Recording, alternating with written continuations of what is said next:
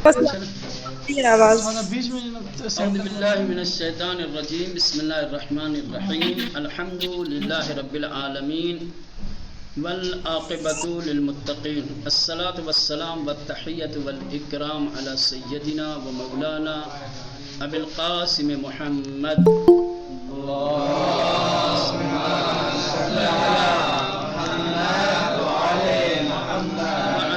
بیتہ الطیبین الطاہرین المعصومین المظلومین ولعنۃ اللہ علی اعدائہم اجمعین رب اشرح لی صدری ویسر لی امری واحلل عقدۃ من لسانی یفقهوا قولی قال اللہ سبحانہ تبارک وتعالی بسم اللہ الرحمن الرحیم یؤتی الحکمۃ من یشاء ومن یؤت الحکمۃ فقد اوتی خیرا کثیرا وما یذکر الا اولو الالباب صلوات پڑھیں۔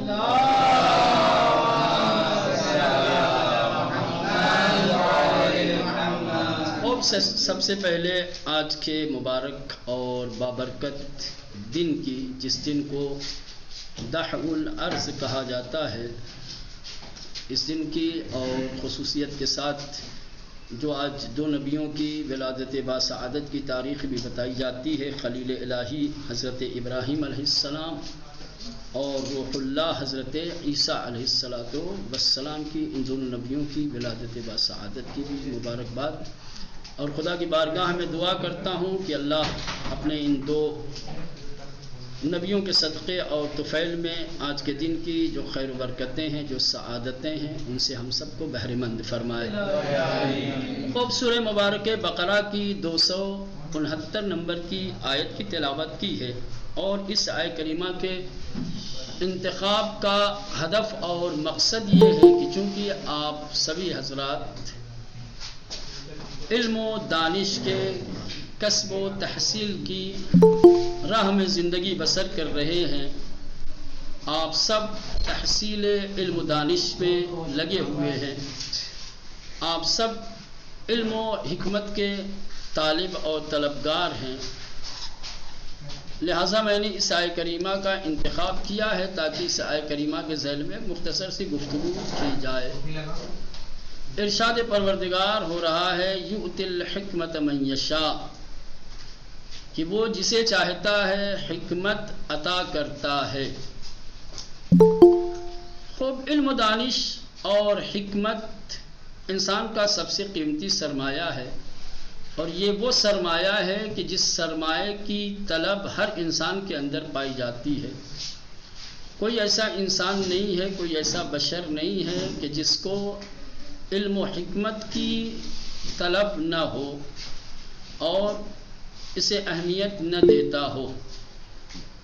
خصوصاً ہم اور آپ جو علم و حکمت کی تحصیل کی راہ میں زندگی گزار رہے ہیں، ہمارا سب سے بڑا ہدف، سب سے بڑا مقصد یہی ہے کہ ہم علم و دانش سے، حکمت الہی سے بہرہ مند ہو سکیں۔ ارشاد ہو رہا ہے یؤتی الحکمۃ من یشاء، وہ جسے چاہتا ہے حکمت عطا کرتا ہے، حکمت دیتا ہے۔ آیت کے اس ٹکڑے کو پڑھ کے ہو سکتا ہے کہ کسی کے ذہن میں یہ سوال پیدا ہو کہ اب ہم نے مدرسے میں نام لکھوا لیا ہے، اب ہم دروس میں شرکت کر رہے ہیں، اب اللہ کی مشیت، اللہ کا ارادہ، وہ چاہے گا تو ہمیں علم و حکمت دے گا، نہیں چاہے گا تو نہیں دے گا۔ یعنی علم و حکمت کا عطا کرنا، علم و حکمت سے بہرے مند ہونا صرف اور صرف ارادہ و قدرت الہی سے وابستہ ہے۔ ہماری ذمہ داری صرف اور صرف مدرسے میں نام لکھوانا اور طالب علم کا عنوان حاصل کرنا ہے، جو ہم نے کر لیا ہے۔ یعنی جو کام ہمارے ذمے تھا وہ ہم نے کر لیا ہے۔ اب اللہ کا ارادہ اور اس کی مشیت، وہ چاہے گا تو علم دے گا، نہیں چاہے گا تو، ہے نا، یؤتی الحکمہ من یشاء، جسے چاہتا ہے علم و حکمت عطا کرتا ہے۔ رضی صاحب کو چاہے گا تو رضی صاحب کو دے گا، راغب کو نہیں چاہے گا تو راغب کو نہیں دے گا، ہے نا۔ آپ میں سے جس کو اللہ چاہے گا دینا، اسے دے دے گا، اور جسے نہیں چاہے گا نہ اس میں کسی جد و جہد کی ضرورت ہے، نہ کسی سعی و کوشش کی ضرورت ہے، نہ اس میں توجہ کی ضرورت ہے، نہ ہی وقت صرف کرنے کی ضرورت ہے، نہ یادگیری اور حفظ کرنے کی ضرورت ہے نا؟ علم و حکمت کا تعلق مشیت پروردگار سے ہے نا؟ اس کی مشیت، اس کا ارادہ، جسے دینے کا ہوگا اسے دے گا، ہے نا؟ ہم اگر محنت کریں گے، جد و جہد کریں گے، وقت اپنا صرف کریں گے اور علم و حکمت کی تحصیل اور اس کے کسب میں ہم حد درجہ محنت کریں گے، مشقت کریں گے، جو کچھ ہم پڑھ رہے ہیں اس کو یاد کرنے میں وقت صرف کریں گے، تو اس سے کچھ ہونے والا نہیں۔ ہو سکتا ہے کہ اللہ کا ارادہ ہو جائے تو ان تمام چیزوں کے ساتھ ہمیں علم حاصل ہو جائے، حکمت مل جائے، اور نہیں چاہے گا تو یہ ہماری تمام محنتیں، تمام جد و جہد کیا ہو جائے گا؟ کیا واقعی ایسا ہے؟ مشیت اور قدرت بغیر کسی لیاقت، بغیر کسی صلاحیت، بغیر کسی استعداد کو دیکھے ایسے یوں ہی جسے چاہے اسے دے دے، یا نا؟ ارادہ و مشیت پروردگار متعلق ہے اور وہ سازگار ہے کسی چیز کے ساتھ۔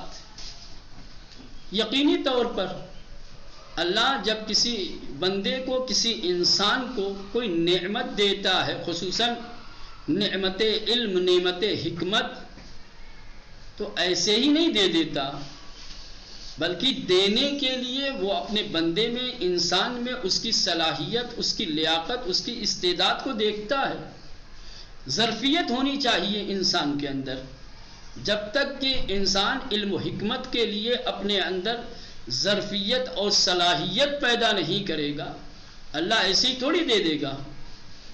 اللہ اپنی مادی نعمتوں کو دینے کے لیے صلاحیت دیکھتا ہے، استعداد دیکھتا ہے۔ تو جو انسان کے لیے سب سے قیمتی سرمایہ ہے، جس کا تعلق روحانیت اور معنویت سے ہے، یہ عظیم سرمایہ، یہ عظیم نعمت بغیر کسی استعداد اور بغیر کسی صلاحیت کے دے دے گا؟ ممکن نہیں ہے۔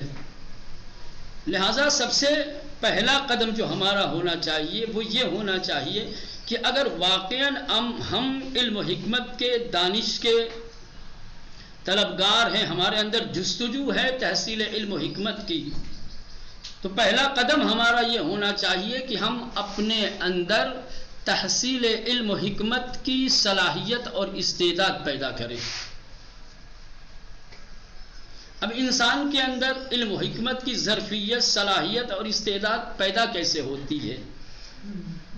ٹھیک، ظاہر سی بات یہ ایک مفصل بحث ہے، میں ادھر نہیں جانا چاہتا، بس ایک بات کی طرف اشارہ کرنا ہے، اور جس کی طرف اکثر جو ہے اساتذہ اور جو درس اخلاق دینے کے لیے یہاں معلم اخلاق آتے ہیں انہوں نے بھی اشارہ کیا ہوگا۔ ظرفیت ایجاد کرنے کے لیے، اپنے اندر صلاحیت اور استعداد پیدا کرنے کے لیے شرط اساسی ہے توجہ اور جد و جہد۔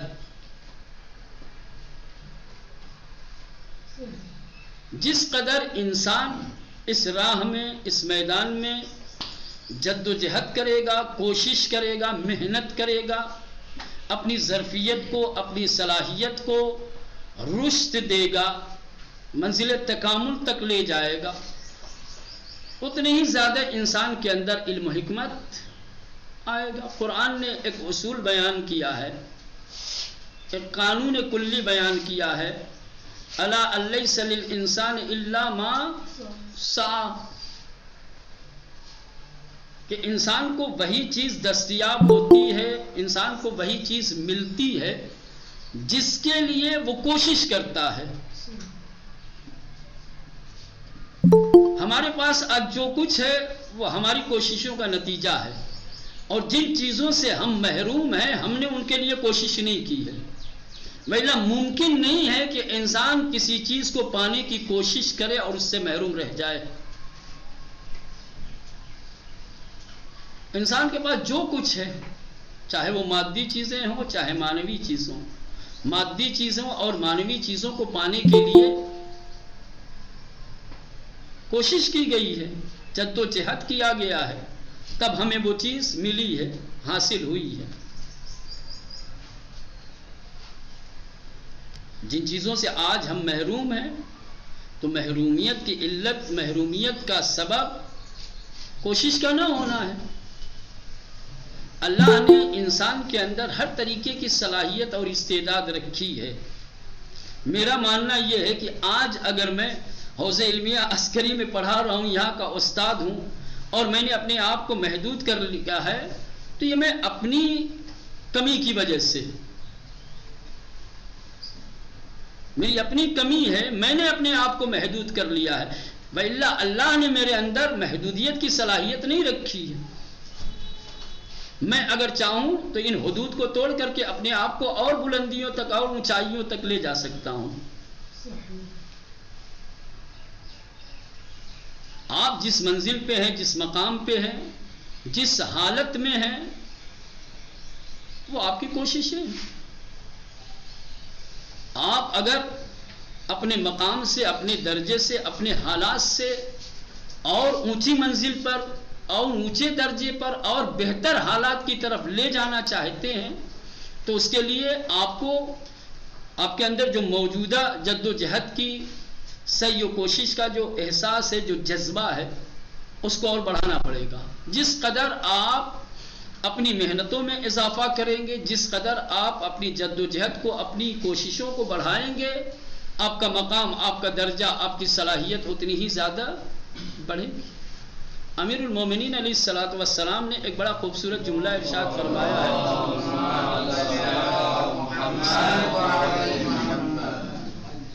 امام فرماتے ہیں قدر الرجل علی قدر ہمت۔ چھوٹا سا جملہ ہے لیکن بڑا خوبصورت جملہ ہے۔ صرف اسی ایک جملے کو انسان لے لے، اپنے حافظے میں محفوظ کر لے اور اپنی زندگی کا معیار بنا لے، اسی کو میزان بنا لے اور اسی کے مطابق، اسی کے آئینے میں انسان زندگی گزارے تو واقعاً انسان کی زندگی کا ہر قدم ترقی کی طرف، تکامل کی طرف، رشد کی جانب ہوگا۔ امام فرماتے ہیں کہ انسان کی قدر و قیمت کیا ہے؟ اتنی ہی ہے جتنی اس کے اندر ہمت ہے۔ کیا مطلب؟ یعنی انسان اپنی زندگی میں جتنی کوششیں کرتا ہے، جتنی جد و جہد کرتا ہے، انسان کی قدر میں اتنا ہی اضافہ ہوتا ہے۔ اگر ہم نے تھوڑی سی ہمت دکھائی تو ہماری قدر میں تھوڑا سا اضافہ ہوگا، اگر ہم نے اپنی ہمت کو تھوڑا سا اور بڑھایا تو یقینی طور پر ہماری قدر میں بھی ہماری ہمت کے مطابق اضافہ ہوگا۔ دنیا کے جتنے بھی بلند مرتبے اور درجے پر پہنچنے والے لوگ ہیں، اب جائیے ان کی زندگی کا جائزہ لیجئے، دیکھیے کہ آج جو اس مقام پر، اس بلندی تک یہ شخصیتیں پہنچی ہوئی ہیں تو اس کا ریزن کیا ہے، علت کیا ہے؟ ایسے ہی زمین سے اٹھے اور آسمان پہ پہنچ گئے؟ یؤتی الحکمہ من یشاء، آیہ کریمہ پڑھی، گھر میں بیٹھ گئے دعائیں لے کر کے، اعمال لے کر کے کہ یہ دعائیں اور یہ اعمال، اور ہم نے نام لکھا لیا ہے مدرسے میں، طالب علم کا عنوان ہمیں مل گیا ہے، فرشتوں نے ہمارے پیروں کے نیچے پر بچھا دیے ہیں، اور تمام جنگلوں میں، صحراؤں میں، دریاؤں میں رہنے والے تمام وحوش و طیور و ہر قسم کے جاندار ہمارے لیے بخشش کی، مغفرت کی دعا کر رہے ہیں۔ اب یہ بس عنوان ہمیں پہنچا دے گا بلندیوں تک۔ اب ان عناوین کے ذریعے سے ہماری قدروں میں اضافہ ہو جائے گا۔ اب انہی عناوین کے ذریعے سے ہم علم و حکمت کے مالک نا۔ اب چاہیے دیکھیے نا، امام خمینی کے حالات زندگی دیکھیے، ہمارے جتنے بزرگ علماء گزرے ہیں، موجودہ وقت کی میں مثال دوں، ایک بہت ہی عظیم علمی شخصیت ہے جو باحیات ہیں، اللہ ان کی حیات کو اور طولانی کرے۔ انہوں نے اپنی زندگی میں جتنی کتابیں لکھ دی ہیں، سمجھ رہے ہیں، ہمیں 10 جنم اور 10 زندگی اگر ملے گی نا تو ہم ان کی کتابیں خالی نہیں پڑھ پائیں گے. انہوں نے لکھ دیا ہے، جبکہ ایک کتاب لکھنے کے لیے خود ہزاروں کتاب کے مطالعے کی ضرورت ہوتی ہے. پڑھنا آسان ہے، لکھنا بڑا مشکل ہے. ایک کتاب لکھنے میں یا ایک کتاب پڑھنے میں، فرض کر لیں ایک کتاب پڑھنے میں جتنا وقت لگتا ہے اتنے وقت میں انسان شاید چند سطریں لکھ سکے، چند صفحے لکھ سکے. آیت اللہ العظمیٰ حضرت جواد آملی کا نام سنا ہوگا آپ نے، 60 سال سے زائد ان کی عمر ہے. حوض علمیہ میں یا علمی فضاؤں میں، یا یوں کہا جائے کہ علماء کی صفوں میں، علماء کی فہرست میں ان کا صف اول میں نام ہے. مختلف علوم کے ماہر ہیں، سمجھ رہے ہیں، اور بے شمار کتابیں انہوں نے لکھی ہیں. عمر بھی ان کی 60 سال سے زیادہ ہے. انسان کی جیسے جیسے عمر بڑھتی ہے انسان کی قوت گھٹتی ہے، انسان کے اندر کمزوری پیدا ہوتی ہے، انسان کے اندر کسالت آتی ہے، سستی پیدا ہوتی ہے. لیکن میں صرف اور صرف آپ کے اندر حوصلے اور جذبے کے احساس کو بڑھانے کے لیے یہ بات عرض کر رہا ہوں کہ 60 سال سے زائد عمر ہوتے ہوئے بھی موجودہ وقت میں، سنیں غور کریں ادھر، وہ سب ہوتا رہے گا. 60 سال سے زائد انسان کی زندگی کا سب سے خوبصورت پل کون سا ہوتا ہے؟ جوانی کا پل ہوتا ہے. یہ وہ پیریڈ ہوتا ہے، یہ وہ وقت ہوتا ہے جب ہر چیز شباب پہ ہوتی ہے، ہر چیز اپنی قوت کے اعتبار سے کمال کی منزل تک پہنچی ہوئی ہوتی ہے. جسم بھی قوی ہوتا ہے، فکر بھی قوی ہوتی ہے، خیالات بھی قوی ہوتے ہیں، اور ہر چیز کو انجام دینے کا حوصلہ اور جذبہ بھی انسان کے اندر بطور کامل ہوتا ہے. سمجھ رہے ہیں؟ آپ سب ماشاءاللہ نوجوان اور جوان ہیں. میں آپ کے لیے ایک ایسے شخص کی مثال پیش کر رہا ہوں کہ جو ضعیفی اور پیری کی طرف بڑھ رہا ہے، لیکن اس کا حوصلہ دیکھیں. جبکہ اس کے اندر طاقت کم ہونی چاہیے، ان کے اندر جد و جہد کا جو احساس ہے، جو جذبہ ہے، جو حوصلہ ہے، وہ کم ہونا چاہیے. بتاتے ہیں ان کے لیے کہ آج بھی وہ 24 گھنٹے میں 18 گھنٹہ علمی مجاہدت کے لیے صرف کرتے ہیں، تدریس و تحقیق و مطالعہ و اس کے لیے صرف کرتے ہیں. 18 گھنٹے علمی کام کرتے ہیں.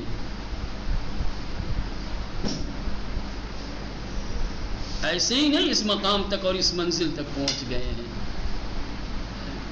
علماء کی فہرست میں اگر انہیں کوئی مقام دیا گیا ہے، درجہ دیا گیا ہے، صف اول کے عالم دین اگر ان کو شمار کیا جاتا ہے تو اس کی وجہ یہ ہے کہ لیس للانسان الا ما سعی.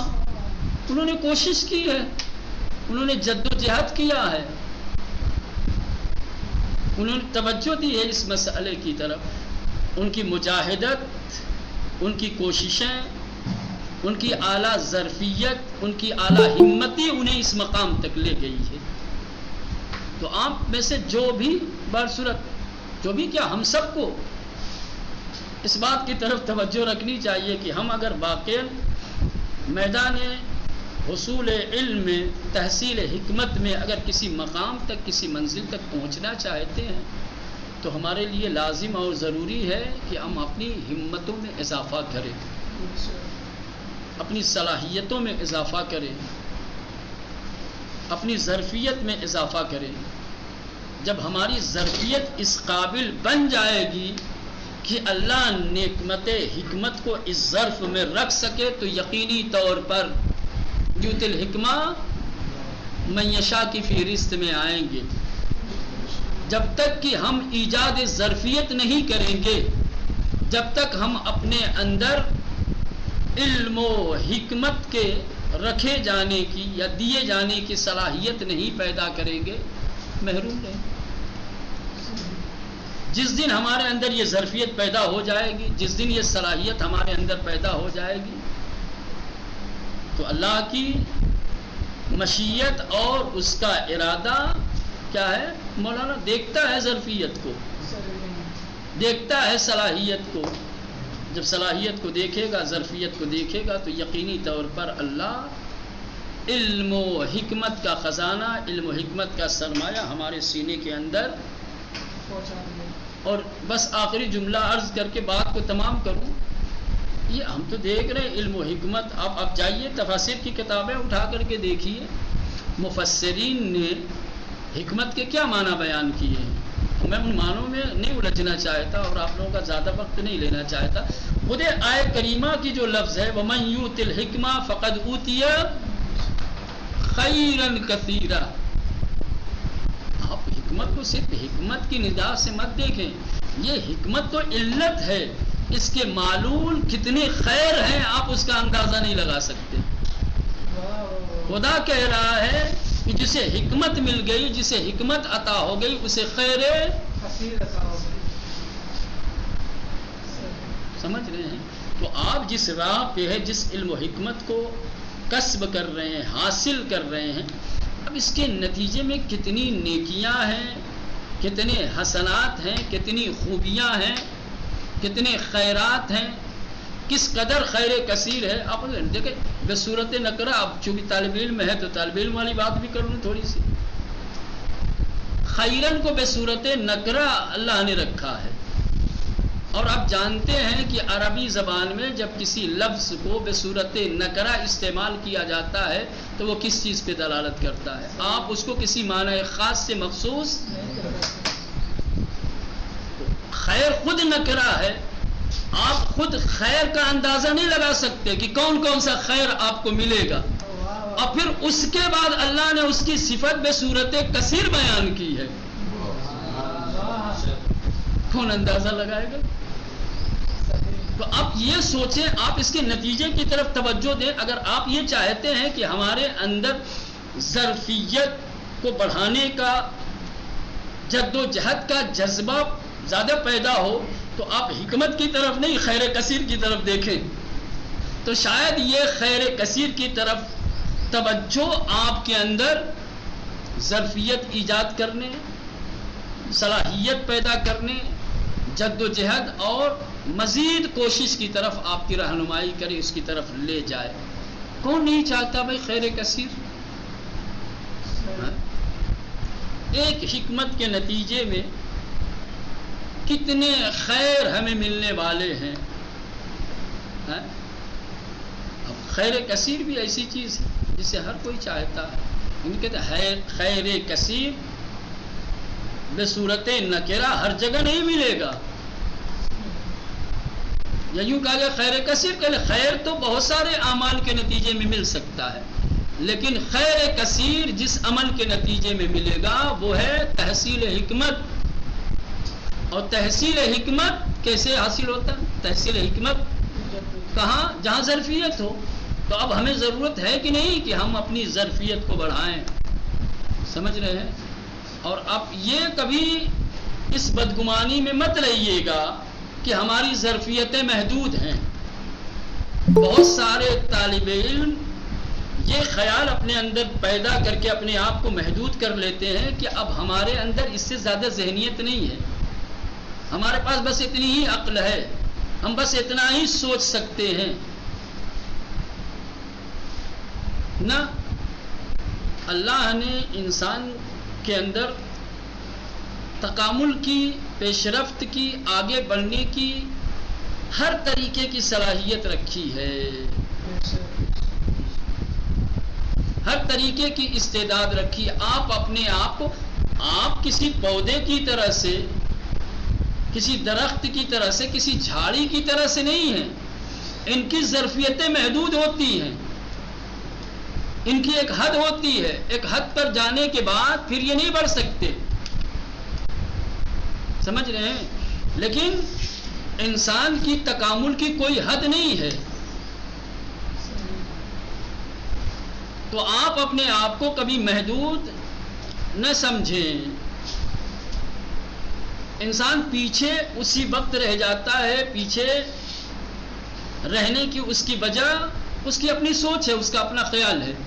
میں سوچتا ہوں کہ بس بھائی اتنا ہی میرے لیے کافی ہے، میرے اندر اب اس سے آگے بڑھنے کی صلاحیت نہیں ہے، اس سے آگے بڑھنے کی استعداد، اس سے آگے بڑھنے کی ظرفیت جب میں نے اپنے آپ کو خود ہی محدود کر لیا تو اب وہ کون سی چیز ہے جو مجھے آگے لے جائے گی؟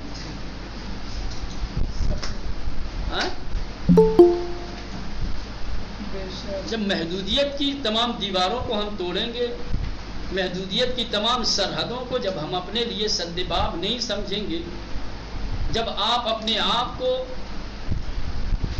لامحدود صلاحیتوں کا مالک سمجھیں گے، اور جس دن آپ یہ تسلیم کر لیں گے اور اس بات پہ یقین پیدا کر لیں گے کہ اللہ نے میرے وجود کے اندر تکامل کی، پیشرفت کی، ترقی کی، کمالات کے حصول کی تمام صلاحیتیں رکھی ہیں، اور میں ان تک پہنچ سکتا ہوں، انہیں حاصل کر سکتا ہوں، ان تک پہنچنے یا ان کے حصول کے راستے میں کوئی چیز میرے لیے مانع نہیں ہو سکتی، اور آپ پھر جد و جہد کریں، کوششیں کریں۔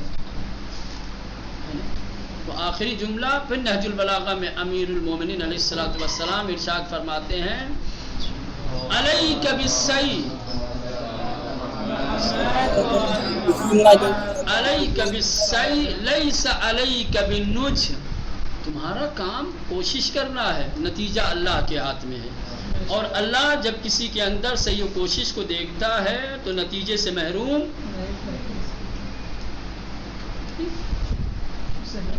آج اگر ہم ایک بہتر اور اچھے نتیجے سے محروم ہیں، ایک مطلوب نتیجے سے محروم ہیں، تو اس کی وجہ یہ ہے کہ ہم نے کوششیں کم کی ہیں، ہم ایک اچھے نتیجے تک نہیں پہنچ پائے، اس کی وجہ یہ ہے کہ ہم نے اس کے لیے کوشش نہیں کی۔